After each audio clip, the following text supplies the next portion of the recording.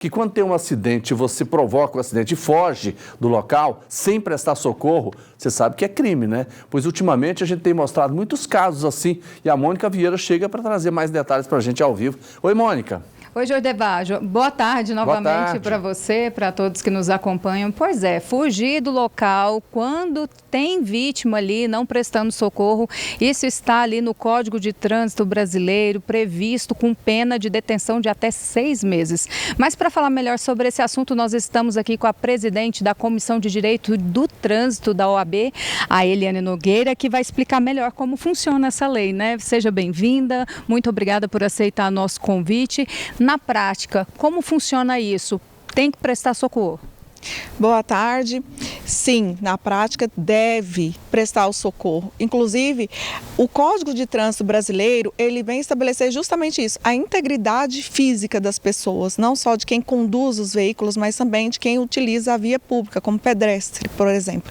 E o Código Penal nesse mesmo sentido, de resguardar a integridade física. Isso porque, à medida que acontece um sinistro e aquele condutor que causou o sinistro deixa de prestar atendimento ou chamar o socorro imediato para que aquela vítima possa ser atendida o mais rápido possível, pode ensejar numa lesão mais grave, porque pode evoluir, ou até mesmo causar a morte daquela vítima no trânsito. Então, tendo em vista isso, o Código de Trânsito e o Código Penal, resguardando a integridade física das pessoas, tem lá como conceituado como crime deixar de prestar o socorro a essa vítima.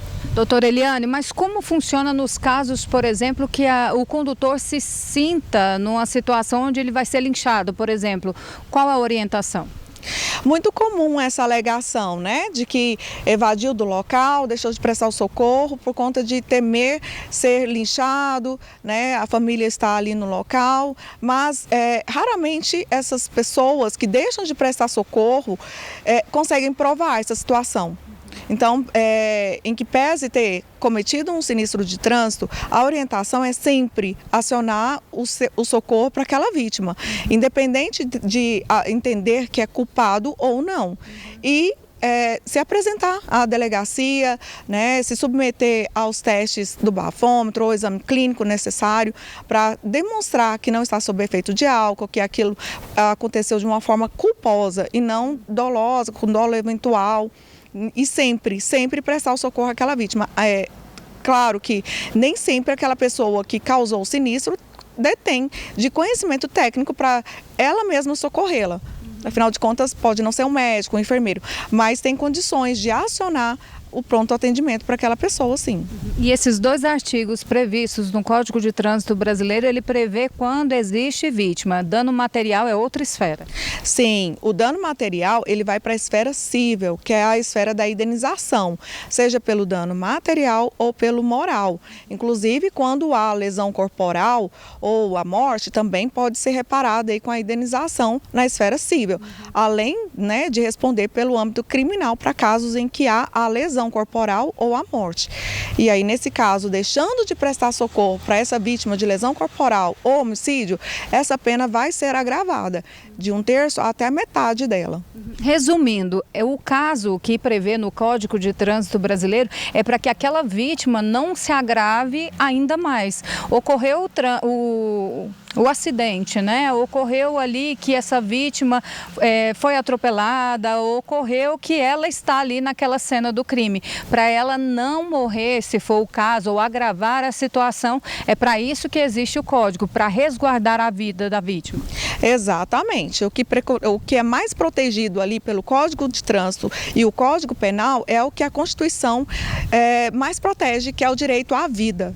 Então, é para resguardar a integridade física daquela pessoa, evitar que aquele quadro, né, que aquela lesão corporal que imediatamente pode ser simples, se agrave ainda mais, trazendo aí, inclusive, uma deficiência permanente. Doutor, então, em resumo, é isso. Atropelou alguém, liga para o socorro, fique ali e aguarde as autoridades. Isso mesmo. E se houver algum risco realmente à integridade física dessa pessoa que causou o sinistro, demonstrar, comprovar. Porque caso isso não fique comprovado, ele vai responder sim por omissão de socorro, por fuga, né? Além da penalidade de 6 meses de detenção, tem multa? Sim, é uma multa grave prevista no Código de Trânsito Brasileiro. Tem o valor?